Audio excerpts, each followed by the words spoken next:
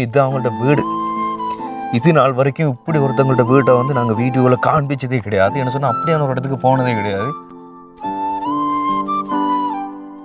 2022ஆம் ஆண்டு அந்த காலப்பகுதியில் நான் மீன் தொழில் செஞ்சுருந்தேன். இரவு ஞாயிற்றுக்கிழமை நான் வீட்டுக்கு வந்து இடத்துல நான் குளிக்கிறேன். அப்போலாம் உங்களோட கால தெய்வமாகி போலீஸாக தான் இருக்குது. உள்ளால் போயிட்டு நான் சாப்பிட்டு நீத்தில் கொண்டாச்சு. அடுத்த நீ காலம் திங்கட்கிழமை எனக்கு லீவு. நான் அன்றைக்கு இந்த விடிய காலையில் திருப்பி எழுப்பி நான் குளிச்சு போட்டு சாமியெல்லாம் கும்பிட்டு விதியில் வச்சு போட்டு இடத்துல இப்படி வாரேன். காலை எடுத்து வச்சு தான் நடந்தேன். இங்கே ஒரு கால் இங்கே ஒரு கால் தான்.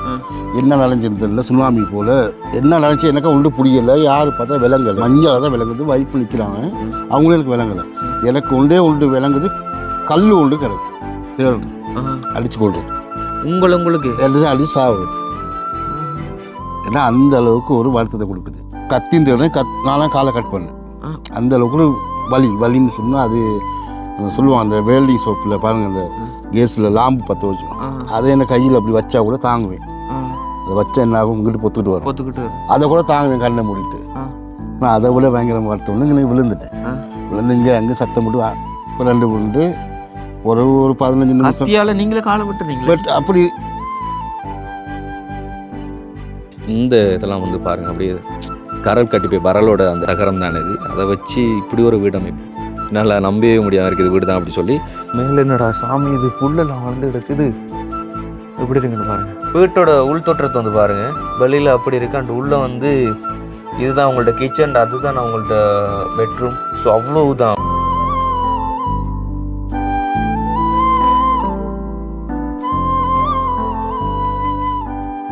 வணக்கம், இது தமிழோட திறனையில் ஆர்ஜே தமிழா. நான் உங்கள் ஆர்ஜே பிரகலாதன். இன்றைக்கி நம்ம வந்திருக்கிற பகுதி எங்கே அப்படி சொல்லி பார்த்தீங்கன்னு சொன்னால் நுவரேலியா ராகல பகுதிக்கு தான் வந்திருக்கிறோம். அண்மையில் வந்து நம்மளுக்காக வந்து ஒருத்தங்க கால் பண்ணி அவங்களோட இன்ஃபர்மேஷன் கொடுத்துருந்தாங்க. அதாவது நாங்கள் வீடியோவில் இப்போ அடிக்கடி சொல்லிக் கொடுறது மலையக சைட்டில் வந்து நின்று கொண்டிருக்கிறோம்.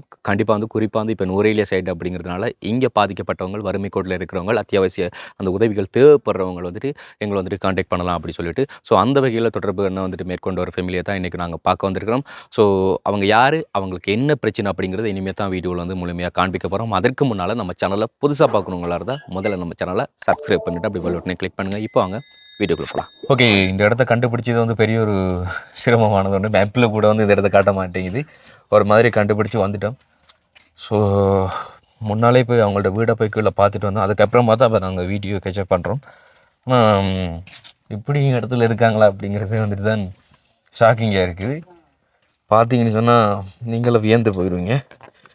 இங்கே பழவெல்லாம் அவ்வளோ பெருசாலாம் கிடையாது, சின்ன சின்ன பழவு தான் இருக்கும். எல்லாருக்குமே வந்து பார்த்தீங்கன்னா தெரியும், இது அவங்கள்ட்ட வீடு. இது நாள் வரைக்கும் இப்படி ஒருத்தவங்கள்ட்ட வீட்டை வந்து நாங்கள் வீடியோவில் காண்பிச்சதே கிடையாது. என்ன சொன்னால் அப்படியான ஒரு இடத்துக்கு போனதே கிடையாது. வீடெல்லாம் எப்படி இருக்குன்னு சொல்லி பாருங்கள். நான் கூட நினச்சேன் வரும்போது ஆரம்பத்தில் இது ஏதாச்சும் ஒரு சும்மா இந்த பயிர் செய்கிறதுக்கு ஸ்டோர் மாதிரி யூஸ் பண்ணுறதுக்கு கட்டி வச்சுருக்காங்களோ அப்படின்னு சொல்லி. ஆனால் இதில் தான் வீடு. அண்டு பர்டிகுலர் ஸ்கூல் போகிற ஆள்கிட்ட யூனிஃபார்ம்லாம் எப்படி காய வச்சுருக்காண்டு பாருங்கள். இவ்வளவுதான் வளவு. அதுக்கு அங்கால இன்னொருத்தவங்களோட வளவா, அந்த நெட் அடிச்சுக்கிறதுக்கு அங்கால வந்துட்டு இன்னொருத்தவங்களோட வளவு. இது அவ்வளோதான் அவங்களோட வளவு. இதுக்குள்ளே வந்துட்டு நார்மலாக பீட்ரூட் செய்திருக்கிறாங்க. அப்படியே இந்த இதெல்லாம் வந்து பாருங்கள், அப்படியே கரல் கட்டி போய் வரலோட அந்த ரம் இருக்கிற அந்த வரல் தகரம் தானே இது. அதை வச்சு இப்படி ஒரு வீடமைப்பு நல்லா நம்பவே முடியாமல் இருக்குது. வீடு தான் அப்படி சொல்லி. ஸோ இந்த பக்கம்லாம் வந்துட்டு அங்கால வந்துட்டு, அதாவது இதை தாண்டி அங்கால வந்து அடுத்தவங்கள்ட்ட காணி, அங்கால வந்துட்டு லீக்ஸு அப்படி சொல்லி பயிர்கள் செய்திருக்கிறாங்க. அண்ட் வந்து இந்த பக்கம் தண்ணியெல்லாம் வந்துட்டு சுடு தண்ணி வச்சு தான் குளிக்கணும், உங்களுக்கு தெரியும். ஸோ இப்படி தான் வந்து ஹீட் பண்ணி தெரிஞ்சு குளிக்கிறாங்க. மேலே என்னடா சாமி இது புல்லெல்லாம் வளர்ந்து கிடக்குது. எப்படி இருக்குன்னு பாருங்கள். ஸோ இதுதான் இந்த வீட்டோட அமைப்பு. அண்ட் வந்துட்டு நீங்கள் பார்க்கலாம், இப்போ பார்க்கக்கூடியதாக இருக்கும். ட்ரோன் ஷூட்டில் வந்துட்டு இவங்களோட ஏரியா வந்து இதுதான்.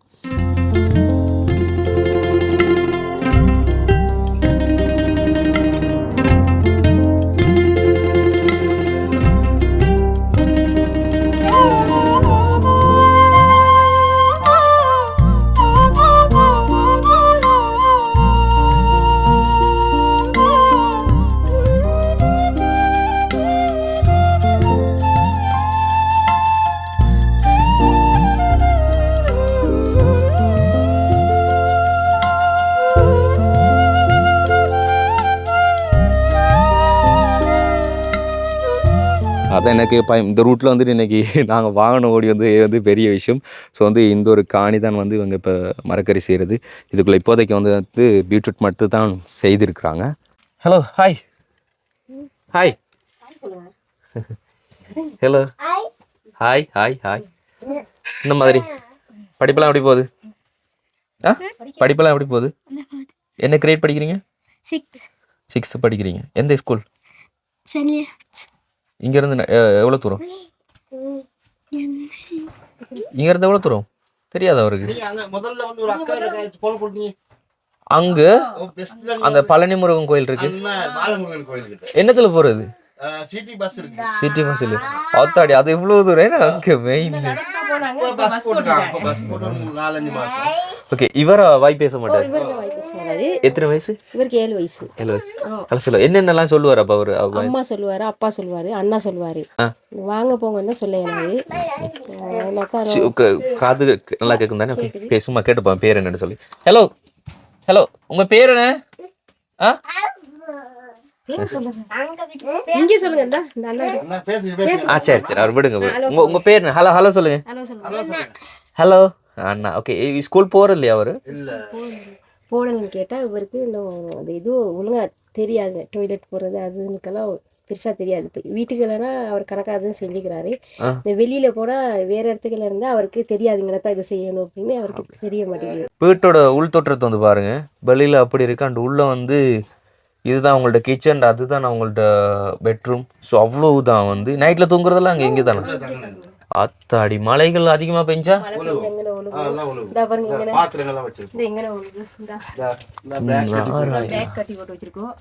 தண்ணி ஒழுகுற இடத்துல. ஓகே ஓகே ஓகே, பிரச்சனை இல்லை. இதுக்குள்ள எப்படி எத்தனை வருஷமா இருக்கிறீங்க? இதுக்குள்ள 4 வருஷமா இருக்கும். அதுக்கு முன்னால உங்களோட வீட்டுல இருந்தோம். இவங்களோட வீட்டுல. இப்போ நீங்க வந்துட்டீங்க. இப்போ உங்களை அம்மாவோட வீட்டுல இருந்தா நீ அங்க ஆட்கள் இருக்காங்க. நீ என்ன தொழில வந்து இங்க தான் செஞ்ச கிட்டதில்ல. அப்ப பக்கம் எனக்கு உங்களோட ஊர் தூரம் கூட வேலை செஞ்சா அந்த காசு அரைவாசி 3 வீலுக்கு தான் போகுது. அப்போ பஸ் இரவுக்கு பஸ் இல்லை உங்களோட ஊருக்கு. அப்போ எங்களுக்கு ஸ்கூல்லாம் எங்களுக்கு இங்கே கிட்ட நல்ல ஹை ஸ்கூல் ஒன்று இருக்குங்க, நல்ல ஸ்கூல் உண்டு. அப்போ இவர் அங்கே போகணும் மாதிரி அங்கேருந்து வர்றதுக்கு அந்த கூட்டிக்கு போய் யாரும் இல்லை. இப்போ அந்த பிரச்சனை தான் இங்கே வந்து உலக கட்டுவோம் தான் நினச்சிக்கிட்டு இருந்தோம். இதுக்குள்ளே தான் இப்படி 2022ஆம் ஆண்டு. 2022ஆம் ஆண்டு. இப்போ உங்களால் வெளியில் வந்து போகலாம் முடியுமா? எல்லாம் நான் கீழே அப்படி இறங்கி ஜம்ப் பண்ணி போவேன். நான் மேலேக்கு வந்துடுவேன். அங்கே அது வரைக்கும் பைக் நிப்பாட்டி வச்சிருக்கீங்க. ஆமாம், அது வரைக்கும் நான் டவுனுக்கு ஹாஸ்பிட்டலுக்கு போவேன். அங்கே வந்து ஆட்டோவில் ஏறி போகலாம். திருப்பி அங்கேருந்து இறங்கி வந்துடுவேன். அத்தாடி, இப்போ வெளியில் வந்து உங்களாலலாம் நிற்கலாம் முடியுமா? நான் அங்கெல்லாம் வருவேன், வரையணும்.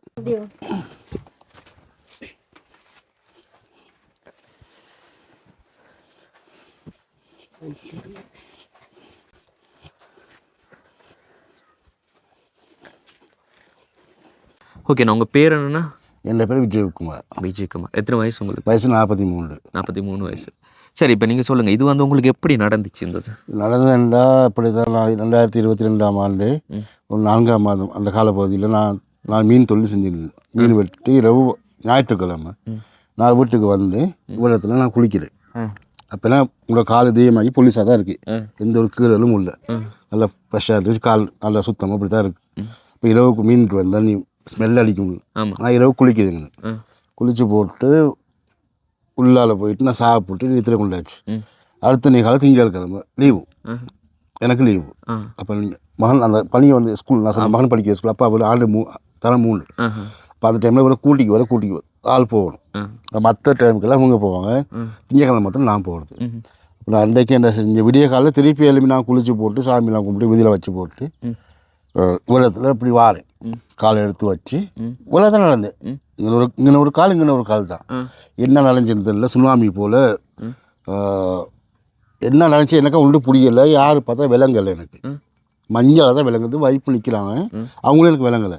எனக்கு ஒன்று விளங்குது, கல் ஒன்று கிடக்கு தேடுறேன் அடித்து கொள்றதுக்கு. உங்களுக்கு அடித்து சாகுறதுக்கு. ஏன்னா அந்த அளவுக்கு ஒரு வருத்தத்தை கொடுக்குது இந்த கால். இந்த இதில் இடது கால் இது கீழே முழங்கால கீழே கத்தின்னு தேடுறேன். நானும் காலை கட் பண்ணேன்.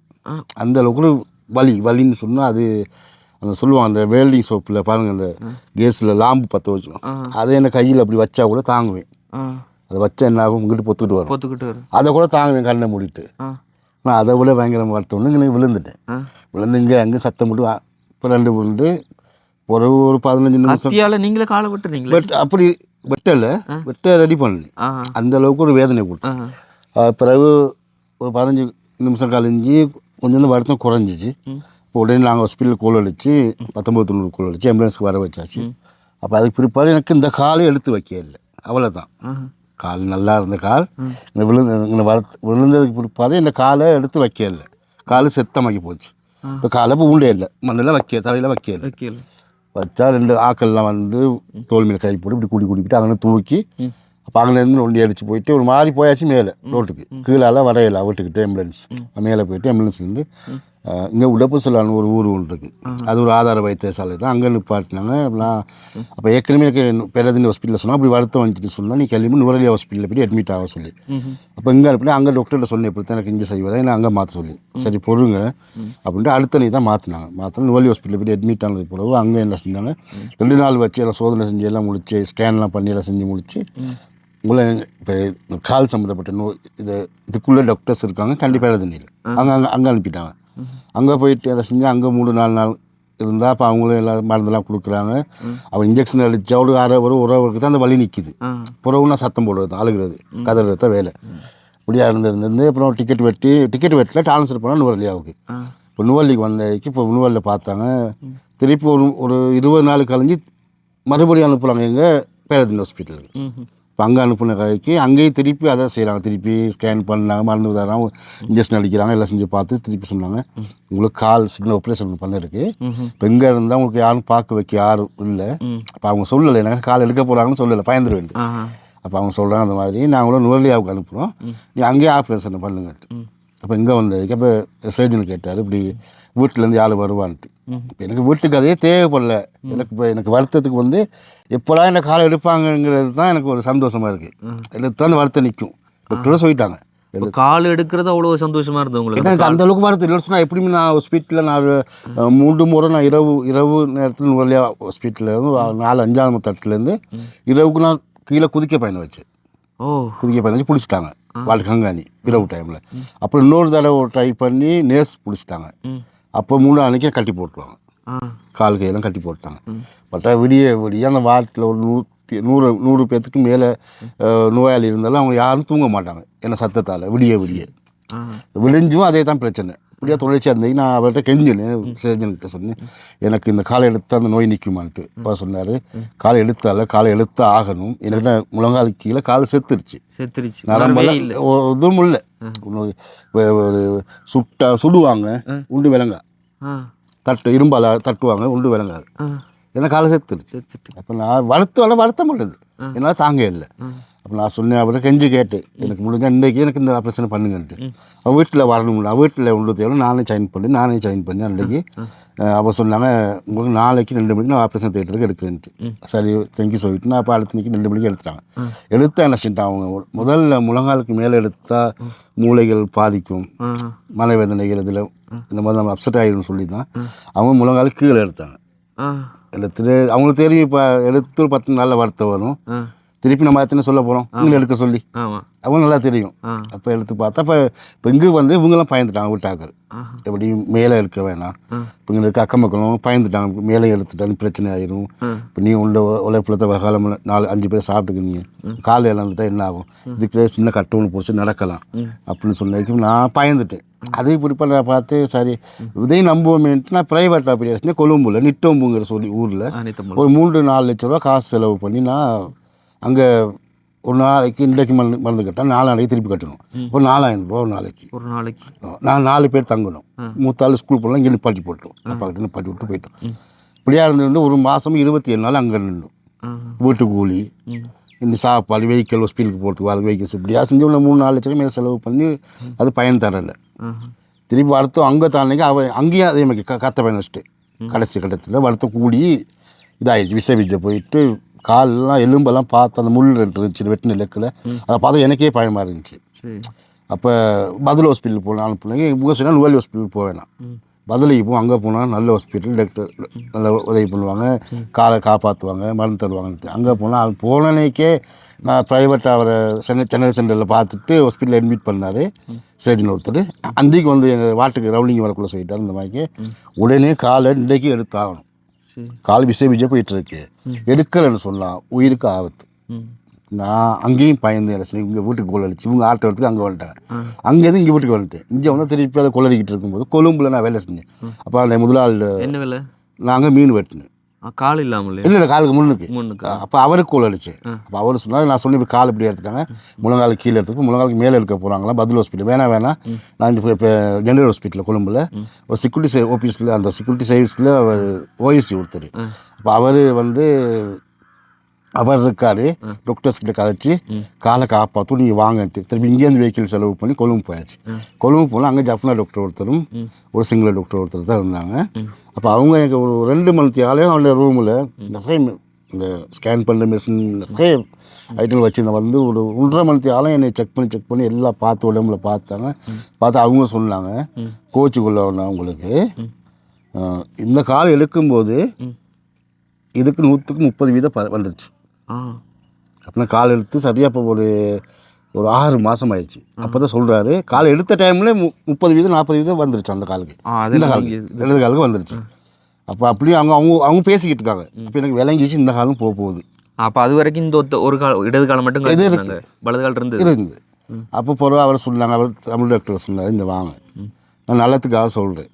காலு போகிறது இந்த காலுக்கு தீர்வு என்னென்னு கேட்டால் முழங்காலுக்கு மேலே எடுத்தா நீங்கள் உயிரோட்ட வாழலாம், இல்லைன்னு சொன்னால் உங்களுக்கு உயிர் போகும் டக்குன்னு.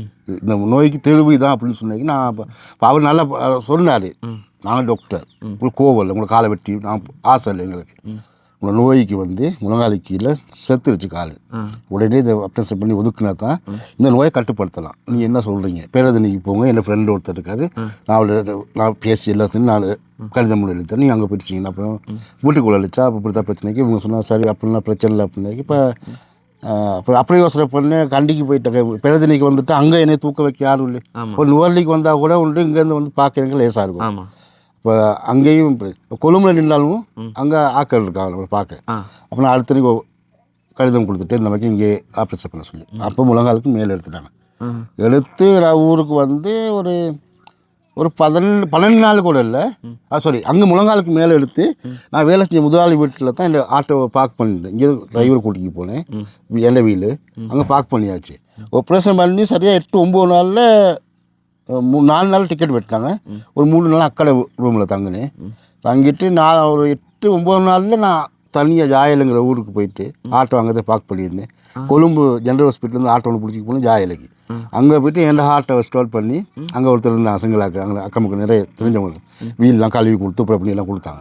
ஏன்னா சாமான்களை வீலுக்கு ஏற்றி ஸ்டிக்கை எடுத்து பின்னுக்கு வச்சு கட்டிட்டு நான் டிரைவிங் பண்ணி வீல் எடுத்துக்கிட்டு 2 கால் இல்லாமல் ஒரு கால் இப்போ எடுத்தாங்க. ஒரு கால் இருக்குது, இப்போ பிரேக் பிடிக்க இந்த கால் 2 கால் இருக்குது. பிறகு நான் கொழும்புலேருந்து அங்கே 9:30 மணி இருக்கும் நான் கிளம்பியில் நின்று இங்கே 4:30 மணிக்கு வீட்டுக்கு வந்துட்டு அங்கே ஆட்டோவை பார்க் பண்ணிட்டு வீட்டுக்குள்ள வந்துட்டேன். வந்து இப்படி இருந்து நான் ஆட்டோ ஓடணும் பிறகு என்னை பொழப்புக்கு ஒரு காலை விட்டு போலீஸில் பிடிச்சா சேவ் பண்ணி இப்படி செஞ்சு இல்லை அந்த கால் சேர்த்துட்டேன்னு சொன்னாங்க. அப்போ அதுக்கு உணர்வு இருந்தது பிரேக் பிடிக்கும். அதுக்கெல்லாம் அந்த டைமில் இப்போ செத்துட்டு சொன்னால் இப்போ 100% தான் இப்போக்கு அந்த நோய் பரவி இருக்குதான் சொன்னாங்க. அப்போ அப்படியே இருந்தது. அப்போ ஒரு முறை என்ன செஞ்சேன், ஆட்டோ மேலே போட்டு அதே மாதிரி தான் இப்போ இங்கேருந்து போகணும் ஸ்டிக் எடுத்து இங்கேருந்து அங்கே தான் போனேன். அந்த இடத்துல போகக்குள்ள எனக்கா வேலைங்க இருந்துச்சு. இந்த காலுக்கு எப்படி ஒரு வருத்தம் வந்துச்சு, எப்படி காலை ஊண்டு ஏழாமல் போணுச்சோ அதே மாதிரி அந்த இடத்துல போகணும். இடது காலம் இப்படி எனக்கு இருந்துச்சு. நான் வந்துட்டேன், வந்துட்டு போகலை டவுனுக்கு. வருத்தம் அன்றைக்கு இரவுலேருந்து பயணிச்சு வருத்தம். திருப்பி அப்படியா இருந்தாலும் 4-5 நாள் இருந்து திருப்பி நுவலிக்கு போயாச்சு. அதே மாதிரி நுவலி கொண்டு போனால் திருப்பி கண்டிக்கு அனுப்பினாங்க. நுவலிக்கு இப்படியா இருந்தது கண்டியில் ஆப்ரேஷன் பண்ணி ரெடி பண்ணி நான் ஏலான்ட்டு நுவலியில் வந்து சேஞ்ச் பண்ணி அப்போ நான் இதை கீழே தான் இருக்க பையனை வச்சாங்க. அப்போ இப்போ எல்லா ஹாஸ்பிட்டல்லையும் சொல்லிட்டாங்க, டாக்டர்மா சொல்லிட்டாங்க. இப்போ இந்த வருத்தத்துக்கு தீர்வு வந்து இந்த நோய்க்கு முழங்காலுக்கு மேலே எடுத்தால் தீர்வு காணலாம் அப்படி சொன்னாதுன்னு.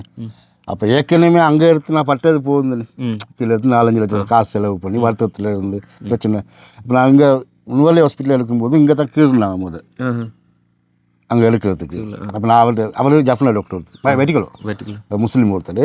அப்போ அவர் சொன்னார் இந்த மாதிரிக்கு அடையாளம் அந்த கீரைக்குள்ளே நான் சொன்னேன் அங்கே இல்லாவானா நீ இங்கே கீறுங்க அப்படின்ட்டு நானாக சொன்னேன்.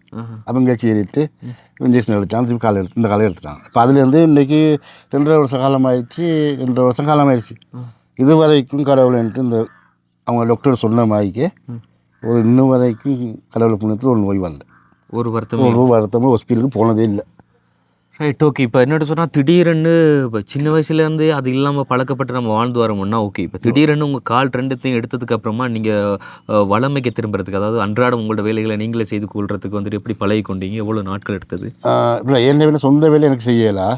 எனக்கு இப்போ டொய்லெட் பிரச்சனை கொஞ்சம் மெயினாக இருக்குது. அப்போ அதனால் நாங்கள் ஒரு சேர் ஒன்று வெட்டி ஒரு பக்கெட் வச்சு அப்போ தான் வீட்டுக்காரவங்க தான் அதை ஹஸ் பண்ணுவாங்க, எல்லாம் செய்வாங்க. டொய்லெட்டுக்குலாம் எங்கே போகிறது? இல்லை இங்கே பக்கெட் ஒன்று வெட்டி வச்சு இங்கே தான் வாருது இவ்வளத்தில். சரி. இப்போ உங்களுக்கு டொய்லெட் இல்லையா உங்களோட இந்த வீட்டை? டொய்லெட் அங்கே இருக்குது. இப்போ யாரும் தூக்கிட்டு போவேன் அங்கே மற்ற கொமட் டொய்லெட் இல்லை, சும்மா நார்மல் தான் இருக்குது. இப்போ அதெல்லாம் கஷ்டம். இப்போ இவ்வளோ விஷயம் உங்களோட வாழ்க்கையில் நடந்துட்டுருக்கு. இப்போ வரைக்கும் எப்படி நீங்கள் சிரிச்சு கொண்டே இதை சமாளிக்கிறீங்க? இல்லை நான் ஆரம்பத்தில் வந்து அதை சொன்னால் நீங்கள் சிரிப்பீங்க. ஆரம்பத்தில் வந்து எனக்கு இந்த இடமெல்லாம் வந்து மணல் லொரி போகும்ல டிப்பர், அது போல் ரோடு இது. இதால் அங்கே போகுது? அதில் போகாது. நான் அப்படி இருந்தேன். அங்கே கடை ஒன்று இருந்துச்சு, அங்கே ஆறு ஒன்று இருந்துச்சு. அங்கே தான் லொரி வந்து அங்கே நிப்பாட்டுவான் தேத்தனி கடையில். இப்படி சொன்னால் உங்களோட மென்டல் ஆகி முடிஞ்சு அப்படி ஆகி காலையில் விடிய உங்களை உசுப்பி அங்கே போய் பிளேன் ஒன்று வாங்கிட்டு வர சொல்லி நான் சத்தம் போடுவேன். அந்த மணல் லொரி வந்துருச்சு. கள்ளத்தரன்னு டப்போம் வெத்தலை கூறு ஒன்றும் ஒரு பிளேன் ஒன்று வாங்கிட்டு வர சொல்லுவேன். இப்போ இவங்க சும்மா நினச்சிக்கு எலும்பி வந்து வெத்தலை கூடலாம் இருக்கும், திங்க மாட்டேன், சும்மா வச்சுக்கு எடுத்து வருவாங்க. பிளேன் டிஷ்ஷில் வெள்ளை சுற்றின பத்திலேருந்து ஊற்றிடுவாங்க. அப்போ என்ன இதை அவங்க அப்படி விட்டா இன்னும் கொஞ்சம் போயிருக்கும். அப்போ அப்படி கொஞ்சம் இருந்தாங்க. என்னோடய ஃப்ரெண்ட் 2 பேர் இருக்காங்க வெளிநாட்டில், மலேசியாவில். அவங்க வந்து அந்த சொல்லப்போனால் அவங்க 2 பேரும் நான் டாக்டர்னு தான் சொல்ல இருக்கேன். என்னென்னு கேட்டால் விடிய பேசுவாங்க. நான் எப்படி பேசுகிறோம் அதே மாதிரி அவங்க பேசிக்கிட்டு இருப்பாங்க. என்றைக்கு என்னை எதிர்கொள்ள திரும்புதோ அது வரைக்கும் பேசினாங்க. அப்போ உங்களுக்கு கவுன்சிலிங் முழுக்க அவங்க தான் சொல்ல போனால். இப்போ வெளியில் நீங்கள் எங்கே கவுன்சிலிங் போகும் அப்படி ஒன்றும் இல்லை. அப்படி யாரும் பேசவும் மாட்டாங்க, அந்த அளவுக்கு பேசுறதுக்கு இல்லை. அவங்க நண்பர்கள் தான் உங்களுக்கு? அவங்க 2 பேர் தான் சொல்ல போனேன். எனக்கு வந்து சொல்ல போன வாழ்க்கையில் அவங்க 2 பேர் தான். ஏன்னா அவங்க விடிய பேசி இப்போ பேசுறது இந்த அளவுக்கு கொண்டு வந்துடுறேன். இதுக்குள்ள ஒரு கேள்வி கேட்கணும்னு நினைச்சேன் நான் வந்துட்டு. அப்போ நீங்கள் இப்படியெல்லாம் வந்து நடந்து கொண்டீங்க அப்படிங்கிறது உங்களுக்கு எப்படி தெரியும்? இல்லை எனக்கு அந்த டைமில் தெரியுது. இப்போ நானாக தான் செஞ்சுக்கிட்டு இருக்கேன். இப்போ உண்மையாக செஞ்சுக்கிட்டு இருக்கேன். அதாவது இந்த கடையில் இவ்விடத்துல கடை ஒன்று இருக்குது, மணல் சொல்லி நீங்கள் அப்போ பண்ணீங்க. அப்போ நீங்கள் அந்த ஒரு மென்டாலிட்டியில் இருந்தீங்க. அப்போ இப்போ வளமைக்கு ஓரளவுக்கு திரும்பிட்டீங்க. அப்போ அப்படி நீங்கள் சொன்னீங்கிறது வந்து உங்களுக்கு எப்படி தெரியும்? அவங்கள்ட்ட பேசிக்கிட்டு இருக்கும்போது நான் ஒரு நாள் அவங்கள்ட்ட அந்த இப்போ அவங்ககிட்டயே பேசி விட்டேன்னா சாப்பிட்டியான்னு கேட்டேன். ஆனால் உங்கள் ஹாஸ்பிட்டலில் நிற்கக்குள்ள சாப்பிட்டியா அப்படின்ட்டு நான் இங்கே வீட்டுக்கு வந்துட்டேன். அப்போ எனக்கு விளங்குது நான் போய் இன்னொன்று ஓல்டு ஹாஸ்பிட்டலில் நிற்கிற மாதிரி. அப்போ அவங்க கேட்குறாங்க சாப்பிட்டியாண்டு. சாப்பிட்டேன். எங்கே சாப்பிட்டேன்? கடையில் சாப்பிட மாட்டேன். எங்கே சாப்பிட்டேன்? நான் சொன்னீங்களே பக்கத்தில் ஒரு ஆட்சி ஒன்று வந்தாங்க, அப்போ போய் தந்தேன் அப்படி பேசுகிறேன் அப்படி. அப்போ அவங்க இடியாப்பம் தந்தாங்க, சாப்பிட்டேன் அப்படின்னு சொல்கிறேன். அப்போ அவங்க சிரிச்சுக்கிட்டே அப்படியே சரியா அப்படியா சாப்பிட்டா நல்ல சந்தோஷம் அப்படின்லாம் பேசுவாங்க. இப்போ அவங்க அதுக்கு வந்து என்ன நீ அப்படி பேசுகிற, நாங்கள் என்னமோ சொல்கிறோம், நீ என்னமோ சொல்கிற அப்படின்னு சொல்லியிருந்தா இன்றைக்கி நான் நல்லா இருப்பேன். ஆனால் என் இதுக்கு நான் எப்படி போகணுன்னோ அதே வழியில் அவங்க பின்தொடங்கி வந்தாங்க. ரைட். நான் இப்போ கேட்குறது உங்களுக்கு விளங்குதான் சொல்லிக்கிறேன். அதாவது இப்போ எனக்கு இப்போ நான் ஒரு மென்டாலிட்டிக்குள்ள உள்ளாகிருக்கேன் அப்படின்னா சில விஷயங்கள் நான் என்ன பண்ணுறது பண்ணுறேன்றது இப்போ இந்த ஒரு மென்டாலிட்டிக்குள்ள இருக்கும்போது எனக்கு தெரியும். ஸோ அதுலேருந்து நான் பழையபடிக்கு திரும்பி வந்துட்டு சொன்னால் அப்போ என்ன நடந்துன்றது எனக்கு தெரியாது. அதாவது ஒரு கோமா ஸ்டேஜுக்கு அங்கே என்ன நடக்குதுன்றது இங்கே தெரியாது. அந்த உலகம் வேற, இந்த உலகம் வேறு. அங்கே என்ன நடந்துன்றது இந்த உலகத்துக்குள்ள தெரியாது. அப்போ நீங்கள் இதுக்குள்ளே வந்துட்டீங்க. அப்போ அன்னைக்கு இதில் நடந்த விஷயம் உங்களுக்கு எப்படி தெரியும்? ஒரு ஆள் சொன்னா தான் இவங்க சொல்லுவாங்க. அவங்க சொன்னாங்க இப்போ ஏன்னா இங்கே லொரி வந்துச்சு, 6 போச்சு, வெத்தலை கூறு வாங்கினது, இதெல்லாம் சொன்னீங்க தெரியும் அப்படின்ட்டு அப்படிலாம் சொல்லுவாங்க. ஆனால் அதெல்லாம் செஞ்சுருக்கேன். ஓகே. அப்போ அவங்கள்ட்ட அந்த 2 ஃப்ரெண்டும் எந்தெந்த ஊரை சேர்ந்தவங்க? 2 பேரும் இதே ஊர் தான். இப்போ வந்து இங்கே இல்லை, அவங்க 2 பேருமே குருநாகல் டிஸ்ட்ரிக்ட் போயிட்டு அங்கே செட்டில் ஆகிட்டாங்க, கல்யாணம் முடிச்சு. Okay right. இப்போ உங்களுடைய இந்த வாழ்க்கை, அதாவது நீங்கள் இங்கெல்லாம் வந்து அநேகமாக வந்து மரக்கறிகள் தான் செய்வாங்கன்னு. அப்போ நீங்கள் எப்படி இந்த மீன் பெற்ற தொழிலை வந்து தேர்ந்தெடுத்தீங்க? என்னென்னு கேட்டால் நான் ஒரு டிரைவராக இருந்து இப்போ ஒரு கல்யாணம் முடிச்சு குழந்தைகள் இந்த இங்கே சம்பளம் வந்து 30,000 25,000 சம்பளம் தான் தருவான். அப்போ அதை பார்த்தா அந்த சம்பளத்தை வாங்கி எனக்கு குடும்பம் நடத்தையலாம். அப்போ என்ன ஃப்ரெண்டு ஒருத்தர் இருக்கார், அவர் சிங்கள பொடியை ஒருத்தர், அவர்கிட்ட மீனில் ஒடி இருந்துச்சு. அதுக்கு டிரைவராக வர சொன்னார். அவர் நீர் கொள்ளும் போகிறது வாழுது இப்படியா இருந்து கொஞ்சம் இப்படியா இருந்து செஞ்சேன். மீன் விட்ட கற்றுக்கிட்டு கொழும்பு போகிறது வாழுது. மற்ற அன்னைக்கு இப்போ கொழும்பு போயிட்டு வாங்கி 2 நாள் அதுக்கு பிறப்பா ஜோப்பு இல்லை. திருப்பி அடுத்து 3 நாள் சென்று போகக்குள்ள தான் திருப்பி ஜோப்பு சம்பளம் கிடைக்கும். மற்ற சும்மா தான் நிற்கணும். அப்போ அவன் சொன்னால் நீ கொஞ்சம் மீன் விட கற்றுக்க, அப்போ உனக்கு மாதத்தில் ஒரு 3-4 நாள் நீ லீவ் எடுத்தாலும் பிரச்சனை இல்லை, தொழில்னு ஒன்று இருக்குதுன்னு. அப்படி அதுக்கு இப்போ நான் யோசனை பண்ணி பார்த்தேன். அதனால சம்பளம் 2000 சம்பளம் அப்போயுமே தந்தான். 4 வருஷம் முன்னுக்கு நல்லா உதவியெல்லாம் பண்ணுவான். அப்போ அதனால நான் அந்த தொழிலை தேர்ந்தெடுத்து அதை செஞ்சுக்கிட்டு இருந்தேன். நல்லா தான் போய்க்கிச்சு, வாழ்க்கை நல்லா போய்க்கிச்சு அந்த தொழில் டெய்லி. அப்போ திடீர்னு உங்களோட காலுக்கு என்ன நடந்ததுன்றது இது வரைக்கும் தெரியாது உங்களுக்கு? விஷம் முள்ள ஏதாச்சும் குத்துச்சு ஏதாச்சும்? அப்படிலாம் ஒன்றும் இல்லை. டாக்டர்ஸ் ரிப்போர்ட் சொன்னாங்க. அதை டாக்டர்கிட்ட கேட்டேன் ஒருத்தர்கிட்ட. அப்போ கேட்டேன் இந்த மாதிரி எதுனாலும் நோய் வந்துச்சுண்டு. அப்போ அவங்க சொன்னாங்க இந்த மாதிரிக்கு ட்ரிங்க் பண்ணுறது, ஸ்மோக் பண்ணுறது இப்படிலாம் சொன்னாங்க. அப்போ நம்ம அந்தளவுக்கு ட்ரிங்க் பண்ணி அந்தளவுக்கு ஸ்மோக் பண்ணுறது இல்லை. அப்போ முடிஞ்சு இப்போ இந்த காலையில் எடுத்ததுக்கு பிற்பாடு ஒரு பதுளை டிஸ்ட்ரிக்டில் தான் ஒருத்தர் பிபியில் அங்கே உள்ள ஒரு ட்ரைனிங் டாக்டர் ஒரு சிங்கள அவர்கிட்ட அவர் டெய்லி வந்து என் நண்பர் மாதிரி தான் பழகி இருந்தார். அப்போ அவர் நல்லா ஜோக் அடிச்சு நான் பேசுவேன் ஹாஸ்பிட்டலில் இருக்கக்குள்ள. அப்போ அவர்கிட்ட கேட்டு சரி சின்ன டவுட் ஒன்று கிளியர் பண்ணிடலாமான்ட்டு சிங்களத்தால் அவர் சொன்னால் நான் சொல்கிறேன் அப்படின்ட்டு நான் கேட்டேன். டாக்டர் சொன்னால் ஸ்மோக் ட்ரிங்க் பண்ணனால தான் இந்த காலை எடுத்தேன் அப்படின்னு. அப்போ அவர் சொன்னார் அப்படி அதனால தான் அந்த நோய் வந்துச்சு அப்படின்னு சொன்னால் இலங்கையில் ஒரு 2-3 லட்சம் பேரை தான் ஒதுக்கலாம், மற்ற அவ்வளோ பேர் காலை எடுக்கணும் அப்படின்னு சொன்னாங்க. எல்லாமே ட்ரிங்க் பண்ணுறாங்க, எல்லாமே ஸ்மோக் பண்ணுறாங்க. மீன் தொழில் செய்கிறவங்கலாம் பாருங்கள், எல்லாமே ட்ரிங்க் பண்ணுறவங்க எல்லாமே ஸ்மோக் பண்ணுறவங்க தான். இப்படி சொல்லப்போனால் இலங்கையை பொறுத்தவரை 30 லட்சம் பேருக்கு மேலே இன்றைக்கி மீன் தொழில் செய்கிறாங்க. இப்போ 40 லட்சம் பேர் இருக்காங்க, 5 லட்சம் பேர் இருக்காங்க மீன் செய்யலாம் அப்படின்னா அவங்க அவ்வளோ பேர் காலை எடுக்கணுமே. இப்போ அது மாத்திரம் இல்லாமல் இந்த ஏரியாவில் இப்போ நுவரெலியா மாவட்டத்தை பொறுத்தளவில் கூதல் இங்கெல்லாம் குளிர் வந்து பார்த்துக்கிட்டு இப்போ இங்கெல்லாம் வந்து காலைல தொழிலுக்கு போனால் அந்திக்கு வந்து அவங்க கட்டாயம் ஒரு ட்ரிங்க் பண்ணுவாங்க. Right, okay. அதே மாதிரி கேர்ள்ஸும் வந்து இங்கே தொழிலுக்கு போகிறாங்க தானே, அவங்க ட்ரிங்க் பண்ணுறாங்க. அதுதான் நானும் கூட கேட்கப்பேன். நான் இருந்த ஹாஸ்பிட்டலில் நிறைய கேர்ள்ஸுக்கு வந்து முழங்காலுக்கு மேலே கால் எடுத்தாங்க. கண்டியில் நிறைய பேர். நான் இருந்த வார்டில் கேட்னு போட்டுருந்துச்சு. இங்கால சைடில் 12 பெட்டு, அங்கால சைடில் 12 பெட்டு. நான் பார்க்க ஒரு 6 பேர்த்துக்கிட்டே ஒரு 2 நாளில் கால் எடுத்தாங்க. நான் அங்கே கேட்டேன் ஒரு டாக்டர்கிட்ட, இவங்களை ட்ரிங்க் பண்ணவங்களா? அப்போ அவர் சிரித்தார், ஒன்றும் அது பதில் சொல்லலை. தான் யோசனை பண்ணி பண்ணி இப்போ ஏதோ ஒரு நோய் அவங்க அதை சொல்லாமல் அப்படி இது வரைக்கும் நோய்ன்றது உங்கள்கிட்ட சொல்லலை, உங்களுக்கும் தெரியாது. ஸோ வந்து உங்கள்கிட்ட இருக்க ட்ரிங்கிங் அண்ட் ஸ்மோக்கிங் பழக்கத்தை வந்து ஸ்டாப் பண்ணுறதுக்கு இது ஒரு வழியாக இருக்கும் அப்படின்னு சொல்லிட்டு சொல்லியிருக்காங்க. சில அப்படியாகவும் இருக்கலாம். Right, okay. உண்மையில் அது ஒரு நல்ல விஷயம். உண்மையில் இந்த ட்ரிங்க் பண்ணுறது ஸ்மோக் பண்ணுறதெல்லாம் வந்துட்டு இப்போ நான் உலகத்தை எடுத்துக்கொண்டு வந்து 100க்கு ஒரு 75% வந்துட்டு அப்படி இருக்கிறாங்க. மிகிதம் 25% வந்து இது எதுவுமே யூஸ் பண்ணாமல் இருக்கிறாங்க. ரைட், ஆனால் ட்ரிங்க் பண்ணுறது ஸ்மோக் பண்ணுறது அவங்களோட உடல் வலிமை அது இதுக்குன்னு சொல்லிட்டு செய்வாங்களா, உடம்பு எல்லாமே இருக்கணும் அப்படி சொல்லி அநேகமானவங்க வந்து அதை பண்ணுறாங்க. ஆனால் அதே அதிகம் எடுத்துக்கொண்டாங்கன்னு சொன்னால் அவங்களோட வாழ்நாள் வந்து குறைக்கப்படுது. ஸோ சீக்கிரமாக அவங்களோட வாழ்நாள் குறைக்கப்பட்டு அவங்களோட இப்போ இன்னைக்கு கால் காட்டப்படுதுன்றது அதுக்கு ஒரு ரீசனாக சொல்லியிருக்கிறாங்க. ஆனால் உயிரே வந்துட்டு போயிடும். அதனால் அது உண்மை தானே, அது ஸோ உங்களோட நன்மைக்காக தான் சொல்லியிருக்காங்க. ஸோ எல்லாருமே தான் வந்து ட்ரிங்க் அண்ட் ஸ்மோக் வந்து நம்மளோட உடல் நலத்திற்கு நல்லது அல்ல. அண்ட் வந்துட்டு நம்மளை சுற்றி இருக்கிறவங்களுக்கு வந்துட்டு அது ஒரு வழிகாட்டியாக இருக்குது. இப்போ இன்றைக்கி வந்துட்டு இப்போ நம்ம ஒரு ஏஜ் எடுத்துக்குள்ளே இப்போ 70-60 வயசு 50 வயசுக்காரங்களை வந்துட்டு ட்ரிங்க் ஸ்மோக் பண்ணுறது வந்துட்டு அதை வந்துட்டு 13-10 வயசு பசங்க பார்க்குறதுனால தான் ட்ரிங்க் பண்ணுறது ஒன்று இருக்குது, ஸ்மோக் பண்ணுறது ஒன்று இருக்குது எடுத்து தெரிஞ்சு கொள்கிறாங்க. அவங்களும் அதை கற்றுக்கொள்கிறாங்க. இப்போ அது அடியோடு இல்லாமல் ஆகிட்டு அந்த சின்ன பசங்களுக்கு வராது. அடுத்த தலைமுறைக்கு இது என்னன்றது தெரியாது. இப்போ எந்த பிரச்சனை கேள்விப்பட்டவங்க சொல்ல மாட்டான். ரைட், அதுதான். ஓகே, ஸோ வந்து அந்த வகையில் ஓகே இதெல்லாம் வந்துட்டு காலத்தின் கட்டாயமாக வந்து அப்படி நடந்து கொள்கிறது. ஸோ இதெல்லாம் தாண்டி இப்போ உங்களுடைய வாழ்க்கைகள் வந்து எப்படி நடந்து போய்கொண்டிருக்கு? வாழ்க்கைன்னு சொன்னால் எப்படித்தான், எப்படி சாப்பிட்றீங்க, எப்படி பிள்ளைகளை படிப்பிக்க வைக்கிறீங்க? என்கிட்ட இப்போ இந்த விவசாயங்கிறது இப்போ இதான் முதல் தடவை நான் போட்டிருக்கேன். பீட்ரூட். என்கிட்ட இந்த 3.5 வருஷம் கால் எழுதுறதுக்கு பிற்பாடு ஒரு பலன் இந்த விவசாயம் செஞ்சு இதுதான் பெஸ்ட்டு. என்ன கேட்டால் இப்போ வீட்டுக்காரவங்க என்ன செய்யும், இந்த மாதிரி மரக்கு தோட்டங்களுக்கு போவாங்க, வந்து அப்போ அவங்க பில்லு கொடுக்குறாங்க. அந்த அடுத்தவங்கள்ட்ட வந்து வேலைக்கு போகிறது. இது போனால் 1000 ரூபா சம்பளம் தருவாங்க டெய்லி தந்துடுவாங்க. அதே போல தான் வெயில் காலம் இருந்தால் வேலை தொடர்ச்சி ஒரு 7 நாள் மழை பெஞ்சுன்னா 7 நாள் வேலை இல்லை. மலையில் போய்ட்டு பில்லு பிடுங்க விட மாட்டாங்க. மரக்கறி அழுக பயணம் வச்சிடும், நோய் அடிக்க போகிறேன். அதனால அந்த மாதிரி வேலைக்கு மழை டைமில் விட மாட்டாங்க. ஆஹா. வெயில் அடித்தா தான் கடுவும் வெயில் தண்ணி இல்லைன்னு சொன்னால் வேலை இல்லை. வேலை இல்லை. அப்போ அதில் கிடைக்கிற இந்த வருமானத்தை நாங்கள் 5 பேர் சாப்பிட்டுக்கிட்டு school fees, class fees, school செலவு. ஸோ மனைவி தான் உங்களெல்லாம் பார்த்துக்கொள்ளும். பார்க்குறாங்க. 3 பிள்ளைங்கள அண்ட் உங்களை சேர்த்து 4 பிள்ளைங்களை வந்து வீட்டில் பார்த்துக்கொள்கிறாங்க. ஒரு நாளைக்கு 136 ரூபாய்க்கு நான் டேப்லெட் குடிக்கணும், மருந்து டேப்லெட் ஒரு நாளைக்கு. அது விடக்கூடா, சாகும் வரைக்கும் விடக்கூடாதுன்னு சொல்லி டாக்டர் சொல்லியிருக்காரு.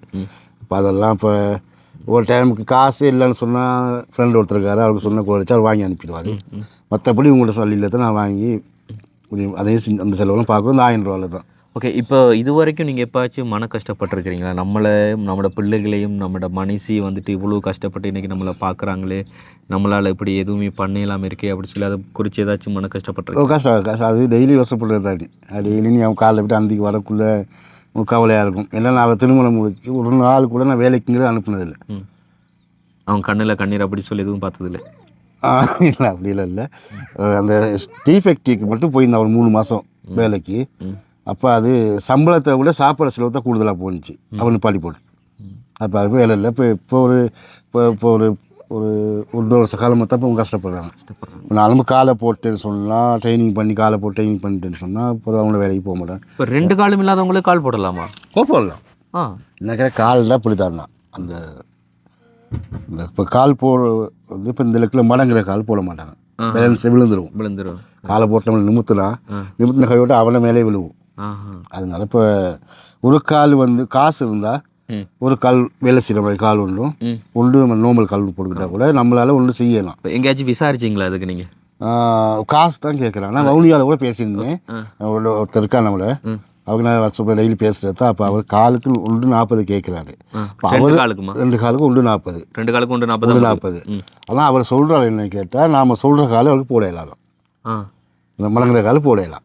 அவர் 2 காலும் வந்து அந்த கட்டமையை தான் போடுவாங்க. அப்போ நடக்குதுன்னு சொன்னால் இந்த காலை இப்படி எடுத்து வச்சு அப்புறம் அந்த காலை எடுத்து அப்படி வச்சு ஆனால் ஸ்டிக் யூஸ் பண்ணணும். அப்படியே ஸ்டிக்கு யூஸ் பண்ணணும். கெஜெட் அந்த 2 அதுதான் யூஸ் பண்ணணும் தான் சொன்னாங்க. ஸோ இந்த ஒரு 2.5 வருஷமாக வந்துட்டு உங்களுக்கு எந்த ஒரு நிறுவனத்தினாலேயோ இதாலேயோ வந்துட்டு வந்து பார்த்து இந்த ஹெல்ப் பண்ணி தரலையா கால் செய்யணும் அப்படின்னு சொல்லி? நிறுவனம் என்றால் அப்படித்தான். மலையகத்தை பொறுத்தல அப்படி நிறுவனங்கள் இல்லை. வடகிழக்குல நிறுவனங்கள் இருக்குது. நான் அவங்களோட நிறைய நிறுவனங்களோட நான் சம்மந்தப்பட்டு நான் ஃபோன் நம்பரை எடுத்து நான் அவங்களோட தொடர்புக்குள்ளே பேசியிருக்கேன். ஆனால் அவங்கெல்லாம் வந்து அந்த பேசுகிறாங்க என்கிட்ட. அப்போ இப்போ அவங்களுக்கு அந்த நிறுவனங்கள்ங்கிறது வெளிநாட்டில் புலம்பெயர்ந்து வாழ்கிற மக்கள் தான் அவங்களுக்கு உதவி பண்ணுறாங்க. ஆமாம். இப்போ சொல்லப்போனால் வடகிழக்கில் உள்ள மக்கள், இங்கே வாழ்கிற மக்கள் வந்து 1000 ரூபா 2000 கொடுத்து அந்த நிறுவனத்துக்கு காசை கொடுத்து உதவி பண்ணுறேன்னு சொன்னால் நிறைய பிரச்சனை தீரும். அப்படி யாரும் இல்லை நம்ம நாட்டை பொறுத்தளவில். இப்போ எல்லாரும் வேறு புலம்பெயர்ந்து 86 87 புலம்பெயர்ந்து போன மக்கள் தான் இன்றைக்கி நம்மளை இனத்துக்கு அவங்க அந்த உதவி பண்ணிக்கிட்டு இருக்காங்க. அப்போ அவங்க சொல்கிறாங்க என்ன கேட்டால், இப்போ அவங்க அனுப்புகிறாங்க என்னன்னு கேட்டால் வடகிழக்கில் உள்ள மக்களுக்கு, யுத்தத்தில் பாதிக்கப்பட்ட மக்களுக்கு. இல்லை வடகிழக்கு மக்களுக்காண்டி சொல்லலை, உண்மையிலே ஒரு ஃபவுண்டேஷன். இப்போ நாங்கள் கூட வந்துட்டு அவங்க தமிழ் மக்களுக்கு எனக்கு அவர் சொல்ல ஒருத்தர சொல்கிறாங்க. ரைட். எங்கள்கிட்ட இருந்து வாரது வந்துட்டு தமிழ் மக்கள்ன்றதை தாண்டி எல்லா மக்களும், அதாவது வேற்றுமை பார்க்காம இனம் பார்க்காம, அது சிங்களவர்களாக இருந்தாலும் சரி, எல்லாருக்குமே வந்து வெட்டினா ஒரு குருதி வந்து சிவப்பு தான். ஸோ வந்து நீங்கள் இனம் மதம் மொழி பார்த்து செய்யாதீங்க உதவிகள். எங்கே கஷ்டப்பட்டவங்க இருக்கிறாங்க அவங்களுக்கு செய்யுங்க அப்படிங்கிறது தான் எங்களுக்கு வந்துட்டு ஹெல்ப் பண்ணுறது. அதாவது எங்களுக்கு பண்ணிட்டு தரவங்க சொல்லி கொண்டிருக்காங்க. ஆனால் உங்கள்கிட்ட எப்படி சொல்லியிருக்காங்க? சரி, நீங்கள் சொல்லுங்க. அவர் தான் நான் சொன்னேன், இந்த 1 லட்ச ரூபா காசு வந்துருச்சு எங்கள் நியூஸ்ல இருந்து, காசு போட்டாங்க. நாங்கள் இப்போ நிட்டம்பு ஹாஸ்பிட்டலில் நிற்கிறோம். அப்போ எனக்கு அவர் கோல் அடிக்கிறாரு, காசு போட்டாங்க, நாளைக்கு 10 மணிக்கு உங்களோட அக்கௌண்ட்டுக்கு போடுவோம். அது எப்படியும் போடுவாங்கன்னு தெரியாது. சரி, 3 லட்சம் ரூபா 3 லட்சம் ரூபா 6 மாதத்துக்கு 50,000 ரூபா. 2 காலுக்கும் இல்லை ஒரு காலுக்காக இல்லை, ஒரு கால் வெட்டின டைமில் ஹாஸ்பிட்டலுக்கு உதவி கேட்டிருந்தேன். காசுக்கு நாங்கள் டெய்லி காசு கட்டணும் ஹாஸ்பிட்டலுக்கு. அப்போ அந்த டைமில் தான் அவங்க 3 லட்சத்தை தந்தாங்க, கொண்டு போட்டாச்சு. ஆனால் அந்த நிறுவனத்தில் இலங்கையில் இயங்குது அந்த நிறுவனத்தில் உள்ள ஆஃபீஸர் ஒருத்தர் சொல்லியிருப்பாரு போல், இது வெளி மாவட்டத்தில் உள்ள ஃபைலில் கொஞ்சம் அழைக்காங்க. இது நமக்கு இந்த உதவி பண்ணுற நிறுவனம் வந்து நம்மளை யுத்தத்தில் பாதிக்கப்பட்ட மக்களுக்கு தான் உதவி பண்ணுறாங்க. அது சில அவங்க சொன்னதும் நான் பெல்லன்னு சொல்லலை. என்னென்னு கேட்டால் அவங்க வந்து சொன்னது வந்து கால்கை இழந்தவங்களுக்கு மட்டும் தான் அந்த உதவி பண்ணுறாங்க. மற்றபடி கஷ்டம் கண் பார்வை குறைஞ்சா அப்படியெல்லாம் இல்லை போல். அவங்க கால் இழந்தவங்களுக்கு மட்டும் தான் உதவி பண்ணுறாங்க போல். வெளி மாவட்டத்துக்கு செய்ய மாட்டோம் அப்படின்னு தான் சொன்னாங்க. நிறுவனத்து பேரை சொல்ல விரும்பலை. ஓகே விளங்குது எனக்கு உண்மையில் வந்துட்டு. ரைட். ஓகே. இருந்தாலும் வந்து இப்போ உங்கள்ட்ட இந்த காலுக்கு வந்துட்டு 2 லட்சத்துக்கு வந்தால் நீங்கள் போகிற ட்ராவலிங்கில் வந்துட்டு இந்த போகிறதுல வந்துட்டு எல்லாம் முடிச்சிடலாமா? முடிக்கலாம். ஷுவர். ஓகே. அந்த ஒரு ஹெல்ப்பை வந்துட்டு இந்த வீடியோ பார்க்குற யாராச்சும் அண்ணாவுக்கு வந்துட்டு உங்களோட தயவில் உங்களோட நினைவாக வந்து அந்த காலை அமைச்சு கொடுக்க போகிறீங்க அப்படி சொன்னால் வந்து டிஸ்பிளேல எடுத்துகிட்டு வாட்ஸ்அப் நம்பரை கான்டாக்ட் பண்ணி ஸோ அதை நான் வந்து பண்ணி கொடுக்கலாம். Right, okay. இப்போ இது நாள் வரைக்கும் உண்மையில் நீங்கள் சொல்லும்போது எனக்கு தெரியுது, மலையத்தை பொறுத்த மட்டும் இல்லை வந்து இந்த மலையத்தில் கூட ஏதாச்சும் ஃபவுண்டேஷனால் ஹெல்ப் பண்ணுறாங்க இருந்தால் வடகிழக்கில் இருக்க யூடியூபர்ஸோ யாரோ வந்து தான் ஹெல்ப் பண்ணுறாங்க. இங்கே அப்படி யாரும் வந்துட்டு கிரியேட் பண்ணி ஒரு ஃபவுண்டேஷனாக இதாக வந்துட்டு ஹெல்ப் பண்ணுறது கிடையாது, எங்களுக்கு தெரிஞ்சு இல்லை. அது விளங்கிக் கொள்ள முடியும். ஸோ அந்த ஒரு சிச்சுவேஷனால தான் நாங்களும் மலையத்துக்குள்ளே போய் இறங்கி செய்கிறோம். என்ன சொன்னால் உண்மையில் எல்லா பாகத்தில் இருக்கிற மனிதர்கள் தான் கண்டிப்பாக வந்துட்டு உண்மையில் நம்மளூடாக வந்துட்டு இது நாள் வரைக்கும் பண்டுகள் வந்து தந்து கொண்டிருக்கிறது தமிழ் பேசும் மக்கள் தான் வந்து. ஸோ அதனால் நாங்கள் கூடிய அளவுக்கு தமிழ் பேசும் மக்களுக்கான ஹெல்ப்பை பண்ணி கொண்டிருக்கிறோம். நிறைய பேர் கேட்பாங்க, தம்பி நீங்கள் என்ன அதாவது மொழி தாண்டி செய்கிறீங்கள, அது நீங்கள் உங்களோட இனம் தாண்டி மற்ற இனத்தையும் செய்கிறீங்களன்னு கேட்டால் செய்ய மாட்டோம் இல்லை, செய்வோம். சில காரணத்தின் கட்டாயத்தினால செய்வோம். இந்த அண்மையில் கூட ஒருத்தங்களை செய்திருந்தோம், நீங்கள் பார்த்துருப்பீங்க. என்ன சொன்னால் எங்களுக்கு பண்டு தந்து கொண்டிருக்கிறவங்க என்ன சொல்கிறாங்களோ அதை தான் நாங்கள் சில வேலையில் செய்ய வேண்டியதாக இருக்கும். அண்ட் வந்துட்டு அப்படி கேள்வி கேட்குறவங்க, அதாவது இனம் தாண்டி ஏன் செய்கிறீங்களன்னு சொல்லி கேள்வி கேட்குறீங்க, மற்ற இனத்துலேருந்து நீங்கள் அந்த ஒரு பண்டை கொடுக்க மாட்டேங்கிறீங்க அப்படிங்கிற வந்து யோசிங்க. ஸோ அந்த கேள்விக்கான பதில் வந்து உங்ககிட்டே இருக்கலாம். அண்ட் வந்து நாங்கள் பண்ண மாட்டோம் அப்படிங்கிறதுல ஃபியூச்சரில் வந்து எல்லா பேருக்கும் தான் பண்ணக்கூடியதாக வந்து நாங்கள் இப்போ வளர்த்து கொண்டிருக்கிறோம். ஸோ அந்த வகையில் இப்போ மலையக மக்களுக்கான ஹெல்ப் வந்து கண்டிப்பாக கிடைச்சான் அப்படிங்கிறதுக்காண்டி தான் நீங்கள் முழுக்க இறங்கி சேரும். ரைட், ஓகேண்ணா. இப்போ வந்து நீங்கள் எங்ககிட்ட இருந்து என்ன மாதிரியான ஒரு உதவி வந்து எதிர்பார்க்குறீங்க? இப்போ எங்களுக்கு பிரச்சனை தான், கால் பிரச்சனை உண்டு, மற்ற இந்த வீடு கட்டணும். வீடு கட்டுறது இப்போ எங்களோட பக்கங்கள், அதாவது வடகிழக்கு பக்கத்தில் வந்து அரசாங்கத்தினால இலவசமாக வந்து காணி கொடுத்து வீடெல்லாம் கட்டி கொடுக்குறாங்க. அப்படி ஒரு திட்டங்கள் இங்கே இல்லையா? இங்கே இப்போ அதான் சொல்கிறேன். இப்போ என்ன கேட்டால் உள்ள யோசிக்க வேணாம். இப்போ நுவரெலியா மாவட்டம் அப்படிங்கிறது வந்து 6 தமிழ் பாராளுமன்ற உறுப்பினர்கள் இங்கே இருக்காங்க. 6 பாராளுமன்ற உறுப்பினர் இருக்காங்க. இப்போ அவங்களுக்கும் நல்லா தெரியும். இதை பார்க்குறவங்க கூட நீங்கள் யோசிக்கலாம். உங்களுக்கும் தெரியுது. இப்போ இந்த காலில் நான் எப்படி வந்தேன்னு தெரியும். சரி, இப்படி தான் நானும் போகிறேன், மேலுக்கு நான் போகிறேன். இப்போ இதான் வந்து அந்த 6 பாராளுமன்ற உறுப்பினருக்கு நான் இந்த ஃபோட்டோஸ், இந்த ஹாஸ்பிட்டல் ரிப்போர்ட் எல்லாம் நான் ஃபோட்டோ காப்பி அடித்து ஒவ்வொரு அமைச்சர்களுக்கும் நான் பாடம் கொடுத்துருக்கேன். கொடுத்து ஒரு வருஷத்துக்கு மேலே ஆயிடுச்சு. ஆனால் பார்க்குறீங்கிறாங்க, செய்கிறீங்கிறாங்க. நான் அவங்கள்ட்ட கேட்கல, வந்து எனக்கு வீடு கட்டித்தாங்க, எனக்கு கால் போட்டாங்கன்னு கேட்கல. அது யாரோ ஒருத்தர் செய்வார், நம்பிக்கை ஒன்று இருக்குது எனக்கு. அதனால தான் உங்களை கூப்பிட்டுருக்கேன். அப்போ அரசியல்வாதிகிட்ட இல்லை, அரசியல்வாதிகிட்ட அப்படி தான். அரசியல்வாதிகிட்ட நான் எதிர்பார்த்தது வந்து, இப்போ எனக்கு வந்து இப்போ என் பிரச்சனைக்கு வந்து எனக்கு இப்போ இங்கிலேருந்து எனக்கு வழி நடத்த இல்லாத எதையுமே. அப்போ இந்த பாதை ஓரத்தில் ஒரு தரிசு நிலம், தேயிலை இல்லாத இடத்துல ஒரு காணி அமைச்சர் நான் கேட்டதே அதான். இதை மட்டும் எனக்கு பெற்றுதாங்க. எனக்கு நம்ம மணிக்கு இப்போ 3-4 மாதங்களுக்கு முன்பாக சமூர்த்தின்னு சொல்லுவாங்க, அங்கேருந்து எங்களுக்கு 8 லட்சம் ரூபா காசு ஒதுக்கியிருந்தாங்க. அவங்களுக்கு எனக்கு வீடு கட்டி தரத்துக்கு காசு வந்துடுச்சு. காசு வந்து அக்கௌண்ட்டுக்கு, என் அக்கௌண்ட்டில் அங்கே பேங்க்கில் இங்கே வந்தாங்க தேடி. நான் அப்பயும் போய்ட்டு நான் அந்த அரசியல்வாதிகிட்ட கெஞ்சினேன், இப்படி காசெல்லாம் வந்திருக்கு, முடிஞ்சால் வந்து ஸ்டேட் மேனேஜர்கிட்ட பேசி எனக்கு ஒரு இடத்த தான் அவங்க காசில் வீடு கழித்துருவாங்க, இல்லைன்னு சொன்னால் அந்த காசு இன்னொருத்தருக்கு உதவி பண்ண போகிறாங்க, கொடுத்துருவாங்க அப்படின்னு சொல்கிறாங்க அப்படின்னு. அப்பயும் அவங்க வந்து எனக்கு உதவி பண்ணலை. அந்த இடத்த வாங்கி தரத்துக்கு உங்களால் ஏறலை. அப்போ இங்கே வந்து இலவச காணிகள் எதுவுமே கொடுக்கணும் அதெல்லாம் இல்லை, எஸ்டேட்டில் தொழில் செய்தால் மட்டும் தான் கொடுப்பாங்க. அப்படி இல்லை. நம்ம அம்மா அப்பா வேலை செஞ்சாங்க, எஸ்டேட்டில் வேலை செஞ்சாங்க. ஒரு வீட்டில் 3 ஆம்பளை பிள்ளைகள் இருந்தால் அவங்க ஒரு ஆள் திருமணம் முடிச்சா மற்ற ஆளுகள் கொடுப்பாங்க. இந்த அதெல்லாம் மேலே எல்லாம் கொடுத்துருக்காங்க. இந்த அன்னைக்கு எனக்கு முழுக்க கூட இந்த இடத்த கொடுத்துருக்காங்க. அப்போ அந்த மாதிரிக்கு இப்போ அரசியல்வாதிக்கிட்ட அதை தான் எதிர்பார்த்தேன், அதை கூட அவங்களால செய்ய இல்லை. அதான் கொஞ்சம் மன வருத்தமாக இருக்குது. அப்போ சரி, நம்ம அரசியல் ஒரு புறம்பாக வைப்போமே, நம்ம அரசியலுக்குள்ள போயிடலாது, நான் தெரியும் தானே, அரசியல் நம்ம அதிகம் பேசலாது. ஆனாலும் நீங்கள் போய் உங்கள்ட்ட இப்போ இந்த விரலை வந்து ஒற்றை விரலை வந்து அமைக்கி நீங்கள் வந்து பாராளுமன்றத்துக்கு அனுப்பி வைக்கிறீங்க, அது உங்களோட ஒரு இதாக செய்கிறீங்க. ஸோ வந்துட்டு இப்போ எங்களோட வடகிழக்கு பகுதிகளை எடுத்துக்கொண்டீங்கன்னு சொன்னால் நாங்களும் வந்து அரசியலுக்குள்ள போயிடலாது. ஆனாலும் வந்துட்டு உண்மையிலே இந்த யூடியூபர்ஸுகள் அதிகம் வந்து செய்கிற ஹெல்ப் வந்துட்டு அவங்களால வந்துட்டு தனிப்பட்ட ரீதியில் பண்ண முடியாது. பொதுவாக வந்துட்டு இந்த வீதிகள் புனரமைச்சு கொடுக்கறது அப்படி தான் செய்கிறாங்களே தவிர தனிப்பட்ட ரீதியிலலாம் வந்து செய்து கொடுக்குறாங்கல்ல, அது ஏனோ எதுக்கோ சொல்லி அது தெரியாது. அரசாங்க காசுன்றதால பொதுவாக பண்ணி கொடுக்கணும் அப்படிங்கிறதுக்காண்டி அதெல்லாம் பண்ணுறாங்க. ஆனாலும் இப்படியானவங்களுக்கான சொல்யூஷன் அவங்களை அமைச்சு கொடுக்கலாம்னு நினைக்கிறேன் வருங்காலத்தில். அதெல்லாம் ஒரு புறம்பாக இருக்கட்டும். Right, okay. இப்போ இன்றைக்கி வந்து போய்ட்டு என்ன சமையல்னா சமைக்க ஸ்டார்ட் பண்ணல. காலைல சாப்பிட்டோம், சோறு சாப்பிட்டோம், கறிமிளகாய் கறி வச்சாங்க பாலுக்கு போட்டு, சம்பல் செஞ்சாங்க. காலை சாப்பிட்டு இப்போ பின்னேரம் இருக்குது, மத்தியானம் சாப்பிடணும். ஓகே, சமைக்கிறேன். ரைட். இப்போ வந்து இந்த ட்ரிங்க் அண்ட் ஸ்மோக்கெல்லாம் பண்ணுறது இப்போ குறைச்சாச்சு. குறைச்சிட்டீங்க நிப்பாட்டலன்னு.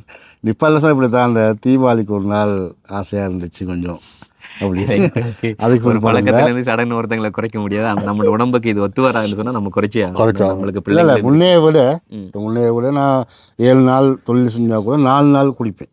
ம் ம் இப்போ மாதத்துக்கு அப்படின்னு இல்லை, அன்னைக்கு முன்னே தீபாவளிக்கு கொஞ்சம் ஆசையாக இருந்து சும்மா பீர் சின்ன டின்னு ஒன்று வாங்கி குடிச்சு பார்த்தேன்.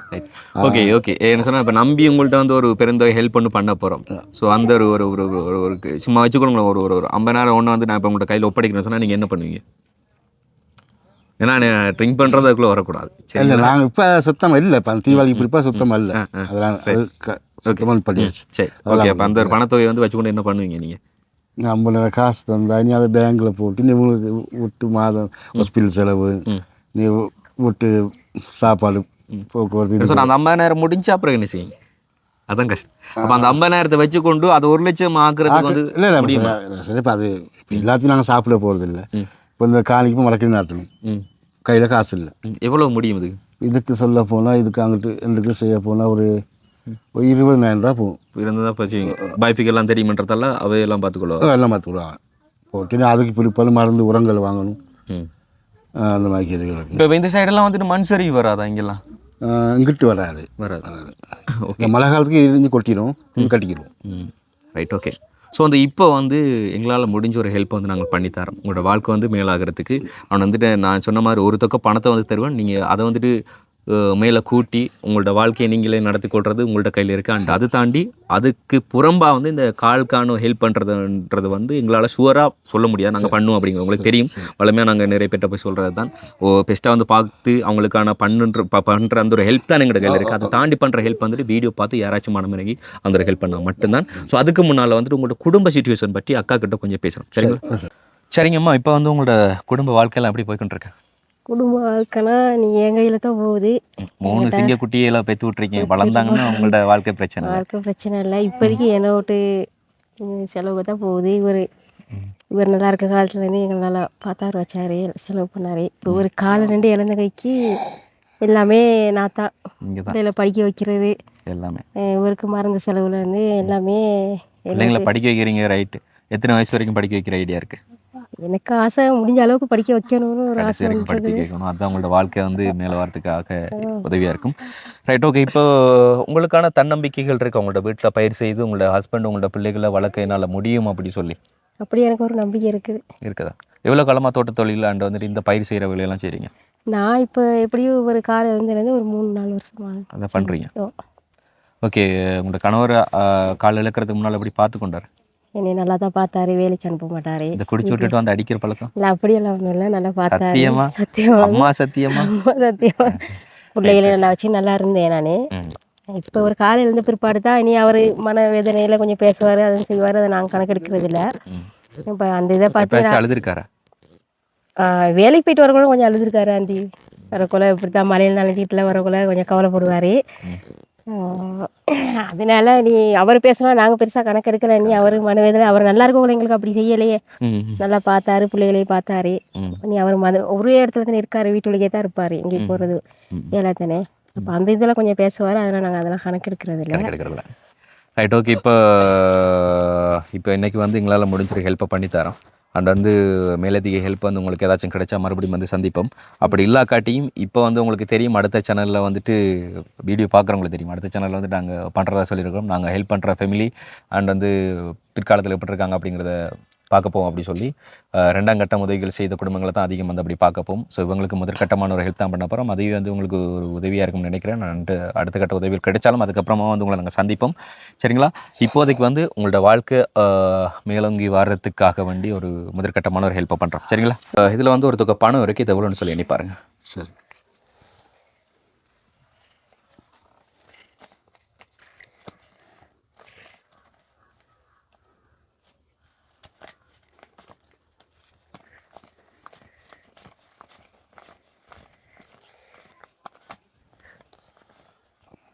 $60,000 $60,000 இருக்குது. நினைச்சிங்களா இன்றைக்கி நாங்கள் வருவோம், அப்படியான ஹெல்ப் கிடைக்கும்னு சொல்லுங்கள்? இல்லை, வருவீங்கிற நம்பிக்கை இருந்துச்சு. இப்படியே எதிர்பார்க்கல. இல்லை, அவர் அப்படி சொல்லலை. வருவாங்க, பேசுவாங்க, பேசிங்களுக்கு நான் உதவி எடுத்து தருவாங்க. நல்லா எண்ணி பாருங்க, உண்மையில் 60,000 இருக்கோ குறைய இருக்கே தெரியாது. திடீர்னு எப்படி 60 தருவோம் நாங்கள்? அப்படியா? 2 2 3 4 6 7 8 9 10 11 12 60,000 இருக்கு. சரி, ஓகேங்களா. நான் ஒரு சாம்பிளுக்கு தான் சொன்னேன் 50,000 இருந்தால் உங்களால் உங்களோட வாழ்க்கையை பார்க்க முடியுமான்னு சொல்லி. 60,000 கொடுத்துருக்கேன். கண்டிப்பாக வந்து இது உங்களுக்கு தெரியும், நீங்களே சொல்லியிருக்கீங்க புலம்பெயர் உறவுகள் அப்படிலாம் சொல்லி. ஸோ புலம்பெயர் உறவுகள்ன்றது வந்து பேர் மட்டும் இல்லை, அது அவங்க அங்கே தேசத்தை விட்டு இன்னொரு தேசத்தில் போய் வாழ்ந்து அங்கேயும் ஒருத்தங்களுக்குள்ள வேலை செய்து கஷ்டப்பட்டு தான் இந்த ஒரு பணத்தொகை இங்கே அனுப்புகிறாங்க. ஸோ அது வந்து கரைஞ்சி மண்ணோட சும்மா மண்ணாக போகக்கூடாது, பயனுள்ளதாக இருக்கணும். அது பயனுள்ளதாக நீங்கள் தான் மாற்றணும். கண்டிப்பாக மாற்றுவோம். நாங்கள் அடுத்த வாட்டி வந்து சந்திக்கும் போது மாறி இருப்போம். Right, okay. அண்ட் வந்து அந்த வீட்டை பற்றி நீங்கள் சொன்னீங்க தானே, இன்னொருத்தவங்கள்ட்ட போய், அதாவது அரசியல்வாதி கிட்ட எல்லாம் போய் காணிலாம் கட்டிக்கணும்னு சொல்லி. இந்த வளவுக்குள்ளே வந்து கட்டில தான் எப்படி எனக்கு கட்டினாலும் கூட, இப்போ கால் போட்டாலும் கூட மேலே ஏறி போகல, வரையில இறங்கல. இது இறக்க காணி சமமாக இருக்கிற ஒரு இடத்துல, சமமாக ரோட்டோரத்தில் இருக்க ஒரு இடம். இல்லை, இப்போ என்ன எங்களுக்கு ஸ்டேட் மேனேஜர் 2 மேனேஜர் சைன் பண்ணி தந்திருக்காங்க. அந்த சிஓன்னு ஒருத்தருக்கு அவர் மட்டும் சைன் பண்ணிருக்கு. சைன் பண்ணிட்டு தாழ்ந்து தான் சொல்லியிருக்காங்க. அப்போ ஒரு கிழமை வெயிட் பண்ண சொன்னாங்க, பார்ப்போம். Right, okay. அண்ட் வந்து இந்த ஒரு ஹெல்ப் வந்து உங்களுக்கு தெரியும், நாங்கள் ஒப்படைக்கிறது மட்டும் தான், நான் ஹெல்ப் பண்ணுறது உங்களாம் வந்துட்டு வெளிநாட்டில் தான் இருக்கிறாங்க. ஸோ இந்த ஒரு உதவி வந்துட்டு லண்டனில் இருக்கிற கோடீஸ்வரனா குடும்பத்தினால கொடுக்கப்பட்டது. ஸோ நீங்கள் தேங்க் பண்ண போறீங்க அப்படின்னு சொன்னால் தாராளமாக உங்களுக்கு பண்ணலாம். மதிப்புக்குரிய கோடீஸ்வரன் ஐயா அவர்களுக்கு எங்கள் வீடு தேடி வந்து இந்த இரு அண்ணாக்கள், அண்ணா நீங்கள் ஒரு ஃபோன் பேசுறது அண்ணா அண்ணாண்டே சொல்கிறேன், இந்த தம்பியாக்கள் நீங்கள் கொடுத்து அனுப்பி இந்த உதவியை வீடு தேடி வந்து எங்களுக்கு ஒப்படைத்ததுக்கு மிக மிக நன்றி. நீங்கள் செய்த இந்த உதவி 60,000 காசு திருப்பி உங்களுக்கு வரும்பொழுது நாங்கள் அதை 60 180 இருக்கலாம், சில வேலை 240 கூட நாங்கள் மேலெழும்ப வாய்ப்பு நிறைய இருக்கின்றது. கட்டாயமாக அதை நாங்கள் சேர்ந்து காய்ப்போம். சரிங்களா? நன்றி. ஓகே, உண்மையில் வந்து கோடீஸ்வரன் அண்ணாவுக்கு வந்து எங்களோட சார்பில் நாங்களும் நன்றிகளை சொல்லிக்கொள்கிறோம். அண்ட் அதே மாதிரி அண்ணா சொன்ன மாதிரி அண்ணோட காலுக்கான ஹெல்ப் வந்து யாராச்சும் பண்ண போகிறீங்க அப்படி சொன்னால் எங்களோட டிஸ்பிளே திரு வாட்ஸ்அப் நம்பருக்கு கான்டெக்ட் பண்ணலாம். அண்ட் வந்துட்டு இங்கே இருக்கிற அரசு உத்தியோகத்திற்களாக இருந்தாலும் சரி, யாராக இருந்தாலும் சரி, இப்படியானவர்கள் வந்துட்டு கொஞ்சம் இனம் கண்டு இப்போ வடகிழக்கு பகுதியில் எப்படி வந்துட்டு காணிகள் அண்ட் வந்துட்டு வீடமைப்புகள் செய்து கொடுக்குறாங்களோ அதே மாதிரி நீங்களும் இங்கே பண்ணி கொடுக்கலாம். இப்போ நான் முன்னம் பார்த்ததுக்கு இப்போ வந்து சில இடங்கள் வந்துட்டு எஸ்டேட் பகுதியிலலாம் வீடு திட்டங்கள்லாம் கொடுத்துருக்காங்க. புதுசாக அதே வீடுகள் மாதிரி இருந்து பெயிண்டிங்லாம் பண்ணியிருக்கிறத நான் பார்த்துருக்கிறேன். ஸோ இப்படியானவங்களுக்கு வந்து இனம் கண்டு அவங்களுக்கான வீடமைப்புகள் வந்து கொடுத்தீங்கன்னு சொன்னால் அது நல்லதாக இருக்கும் அப்படின்னு சொல்லி நம்புறேன். அண்ட் அது தாண்டி இன்னைக்கு நாங்கள் காண்பிச்சிருந்த இந்த ஒரு காணொலி உங்களுக்கு பிடிச்சிருந்தது அப்படி சொன்னால் லைக் பண்ணுங்கள், ஷேர் பண்ணுங்கள், மறக்காமல் நம்ம சேனலை சப்ஸ்கிரைப் பண்ணிட்டு அப்படி பெல் பட்டனை கிளிக் பண்ணுங்கள். நாங்கள் இன்னொரு வீடியோவில் சந்திக்கிறோம். நன்றி, வணக்கம்.